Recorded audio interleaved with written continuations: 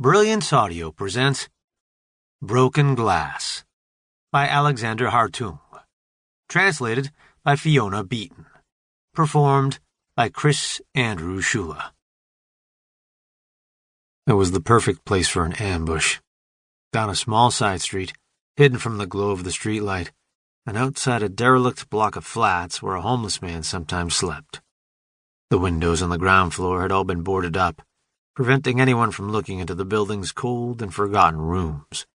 Flurries of snowflakes were waltzing in the cold January wind, savoring their last moments before melting in the brown sludge on the pavements. Despite the lining in his boots, the cold crept up Nick's legs, making him shiver.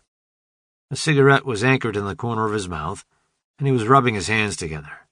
The pockets in his leather jacket could no longer keep his fingers warm. He closed his eyes and tried to filter out the noise of passing cars, concentrating on the few people out walking on a cold Monday evening.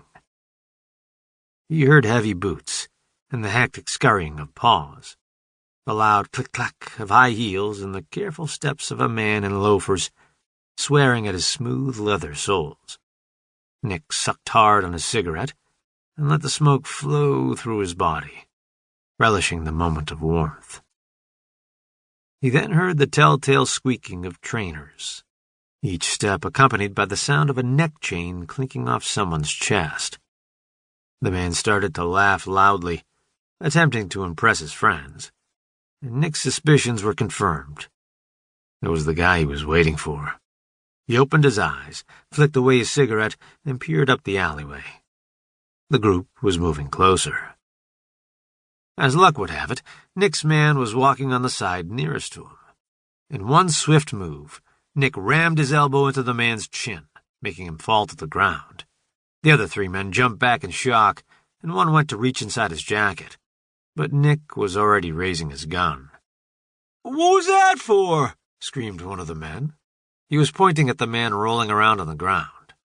Nick was cold and had no desire to talk to drug-dealing scum. He pointed the gun at the guy who'd spoken. 5 seconds. Nick applied some pressure to the trigger. After that, I'll start shooting. In less than 5 seconds, the three men were out of Nick's sight. Satisfied, he put away his gun and heaved up the groaning man by his hair. His mohawk was covered in hairspray and snow, making it stick to Nick's hand. At the side of his head was a tattoo of a spider's web that spread all the way around to his forehead. He had countless piercings, from his eyebrows down to his bottom lip. He tried to get away, but Nick's grip was unrelenting as he slammed him against the wall. "What the fuck, Paul?" blared the young man. "I don't have any coke on me." "Inspector Pohl to you, Patty," replied Nick. "And I don't give a fuck where your coke is. I want to know who's selling it for you." "Ah, man, is this about that cripple, Justin, again?" Nick threw Patty a heavy punch to the stomach. He gasped loudly and looked at Nick with wide, wet eyes.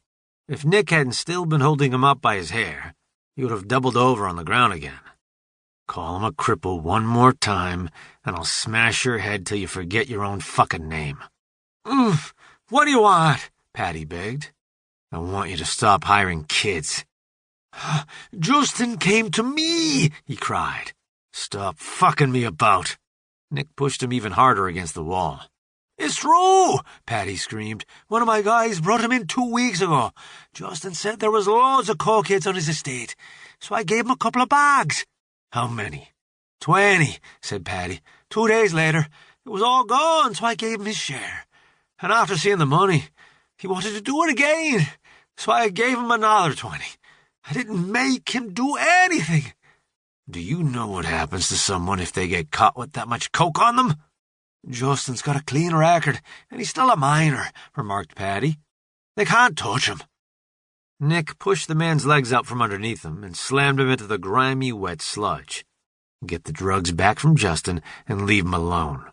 Because if you don't, Patty, you'll be begging me to let you crawl away the next time I find you." Without another glance in the man's direction, Nick crossed the street and headed towards his local. It wasn't as if he'd be able to sleep, so he may as well grab a couple of beers and catch a bit of the Premier League.